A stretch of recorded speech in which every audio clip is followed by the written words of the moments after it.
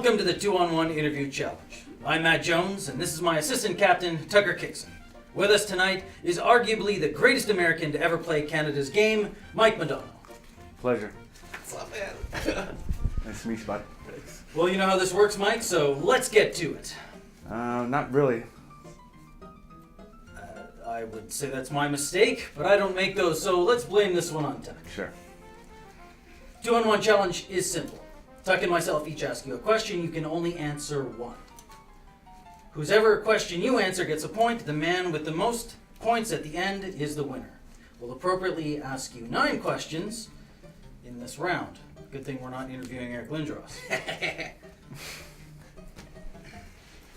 Well, ladies first, Tuck. Let's get to it. Hey, Mike. Big fan. Thanks. Like, huge fan. Can I have an autograph? Do you think you'll ever bring back the Modano mullet? The mullets were good back in the early 90s. They brought us a lot of good luck, a lot of guys. But, I think we've grown out of them. Okay. You didn't answer my question. Okay.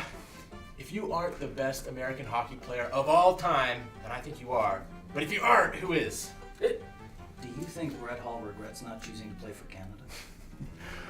Well, Tuck, I think it's a toss-up about who's the best American. But I'd have to say, Housley, Leach, Chelios, some great guys to live up to. Next question. I don't agree. You're awesome. If anybody understands having allegiances to multiple teams, it's me. So when the Stars play the Wings, who do you cheer for?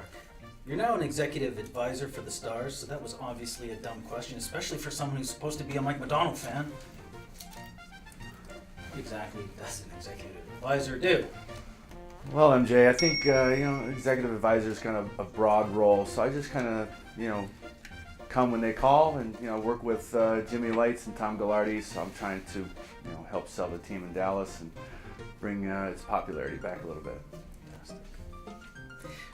Do you feel that the press asks overly personal questions, or is that just what you signed up for when you became a pro athlete? How are the Modanos doing? Tuck, the Modanos are doing good. Family's good. My parents are good in Detroit. Wife's doing fine. No little ones yet, though. Isn't that lovely? Thank you. So, who's the better golfer? Hully or Mo? You scored 561 goals, most of all American NHLers. Pick a favorite.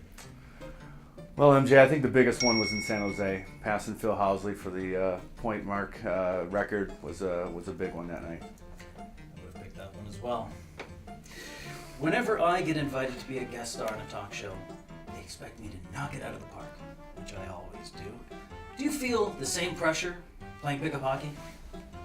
Who's better, Mike Modano in 1994 or Mike Modano in NHL 94? Tuck, I'd say Modano, NHL 94 for sure. Yeah, you You do. finished your career with 1,499 games played. Really? You couldn't have finished that one last game to hit the big 1,500?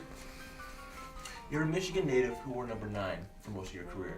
Are you ever dumbfounded when people say, "Hey Mike, who was your favorite player growing up?" Well, MJ, I think, if Gary Bettman didn't lock us out twice, we would have been well over 1,500. You were a guest star in the Mighty Ducks.